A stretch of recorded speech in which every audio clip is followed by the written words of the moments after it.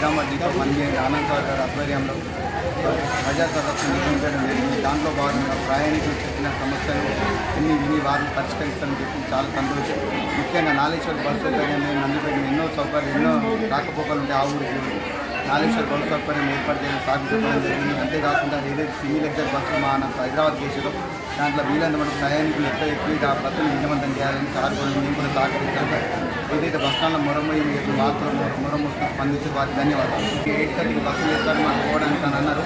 8:30కి ఖచ్చితంగా బస్సు ఏర్పాటు చేస్తాం. సార్ చెప్పారు అధికారులు 8:30 కూడా ఉదయం బస్సు ఏర్పాటు చేస్తాం.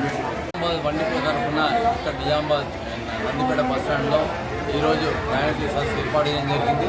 దాంట్లో భాగంగా ప్రయాణికులకు ఉన్నటువంటి సమస్యలు కావచ్చు లేదా ఆర్టీసీ కల్పిస్తున్నటువంటి సౌకర్యాలు కావచ్చు తెలియజెప్పడానికి మరియు వారి సమస్యలు తెలుసుకోవడానికి ఇక్కడ ఈరోజు ప్రోగ్రాం ఆర్గనైజ్ చేయడం జరిగింది.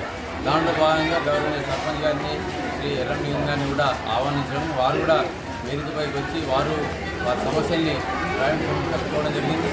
తద్వారా వారు కోరిన మీదనే మేము ఈ మధ్య నిజామాబాద్ నుంచి మండల కేంద్రానికి సూపర్లైజర్ బస్సు వేయడం, ఇక్కడ నుంచి డైరెక్ట్గా హైదరాబాద్ వరకు బస్సు పెట్టడం జరిగింది.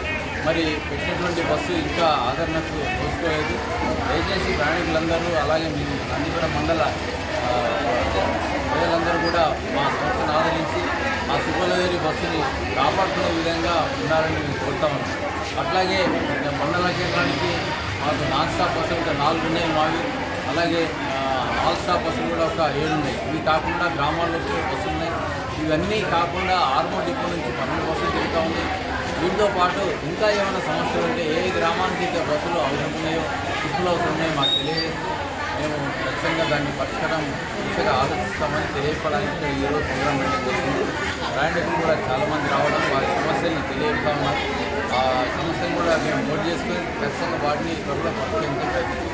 ప్రయాణికులకు కూడా ఈ మధ్య ఉంటే వాడుతూ ఉన్నారు. ప్రతి బస్సులో కూడా మనం ఇవాళ మిషన్ పెట్టి ప్రయాణికులకు ఎలాంటి ట్యాక్సీ సౌకర్యాన్ని కల్పించడం, ట్యాక్సీ దగ్గర లేకపోయినా ఫోన్పే ద్వారా లేదా మిషన్ ద్వారా మనం టికెట్ తీసుకునే అవకాశం ఉన్నది. సో అందరూ కూడా ఇప్పుడు డబ్బులు లేకపోయినా ఫోన్పే ఉంటే చాలు బస్సులు ఎక్కి ఈజీగా ప్రయాణం చేసుకోవచ్చు. ప్రతి ఒక్కరు కూడా ఆ క్యాష్లెస్ స్కీమ్ని ఆదరించాలని కోరుతా ఉన్నాం.